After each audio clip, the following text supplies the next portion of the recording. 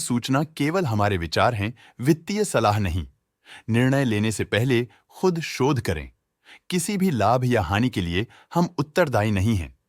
आज हम देख रहे हैं शिवालिक बायोमेटल कंट्रोल्स लिमिटेड के 2025-26 Q1 की standalone financial performance. Starting with the sales, पिछले क्वार्टर से सेल्स में 2% का इंक्रीज हुआ है, मगर कंपनी ने पिछले साल के मुकाबले 9% का सेल्स इंक्रीज रिपोर्ट किया।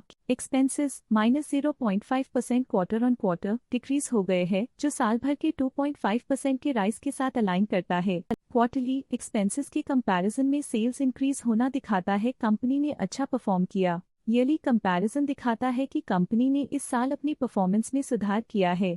ऑपरेटिंग प्रॉफिट, जो पिछले साल के कंपैरिजन में 32.5% अप हुआ है, quarter on quarter around 11.5% increase हुआ है। Operating profit margin (OPM) annual basis पे 4.5% से इंक्रीज हुआ है और पिछले क्वार्टर के कंपैरिजन में 2% से इंक्रीज हुआ है। एक्सेप्शनल आइटम्स को ऐड करके अदर इनकम पिछले क्वार्टर के कंपैरिजन में -35% गिर गई, बावजूद इसकी ईयरली डिक्लाइन -19.5% हुई है। इंटरेस्ट एक्सपेंसेस पिछले क्वार्टर से -4% डाउन हुआ, लेकिन ईयर ओवर ईयर डिक्रीज -2.5% हुआ है। डिप्रिशिएशन कॉस्ट्स में 7.5% का क्लाइन देखने को मिला और ईयरली बेसिस पे 17% का इंक्रीज देखा गया। प्रॉफिट बिफोर टैक्स एनुअली 29% बढ़ा, लेकिन प्रोसीडिंग क्वार्टर से 6.5% बढ़ा है। इस साल कंपनी ने 25% टैक्स पे किया और क्वार्टरली कंपनी ने 25.5% टैक्स पे किया है। नेट प्रॉफिट ने ईयर ऑन ईयर 28.5% का इंक्रीज दिखाया, लेकिन लास्ट क्वार्टर से 7.5% का इंक्रीज हुआ है।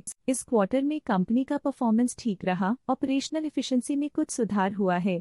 वहीं अगर एनुअल एनालिसिस की बात करें तो इस साल कंपनी का परफॉर्मेंस अच्छा रहा। अर्निंग्स पर शेयर (EPS) में साल भर में 1% का इंक्रीज देखा गया, लेकिन क्वार्टरली में 7% की बढ़ोतरी भी नजर आई। इस क्वार्टर में कंपनी का EPS ठीक रहा, ऑपरेशनल एफिशिएंसी में कुछ सुधार हुआ। शिवालिक बायोमेटल कंट्रोल्स लिमिटेड के फाइनेंशियल स्नैपशॉट को रिव्यू करते हुए कुछ मुख्य ट्रेंड्स सामने आए हैं जो कंपनी की परफॉर्मेंस पे रोशनी डालते हैं। जून 2022 से जून 2025 तक शिवालिक बायोमेटल कंट्रोल्स लिमिटेड की फाइनेंशियल जर्नी में सबसे पहले बात करते हैं सेल्स की। इस साल सेल्स में 1% की वृद्धि हुई है और पिछले 4 सालों में 27% की वृद्धि हुई है, जो एक निरंतर अपवर्ड ट्रेंड को दर्शाता है। पिछले 3 साल से सेल्स लगातार बढ़ती जा रही है, जो मार्केट एक्सपेंशन और कंज्यूमर डिमांड में वृद्धि को दर्शाता है। अब बात करते हैं एक्सपेंसेस की। इस साल एक्सपेंसेस -1.5% घट गए हैं, लेकिन 4 सालों में 27.5% का इजाफा हुआ है। इस साल सेल्स और एक्सपेंसेस एक साथ बढ़ रहे हैं, जो बैलेंस्ड ऑपरेशनल अप्रोच को दर्शाता है।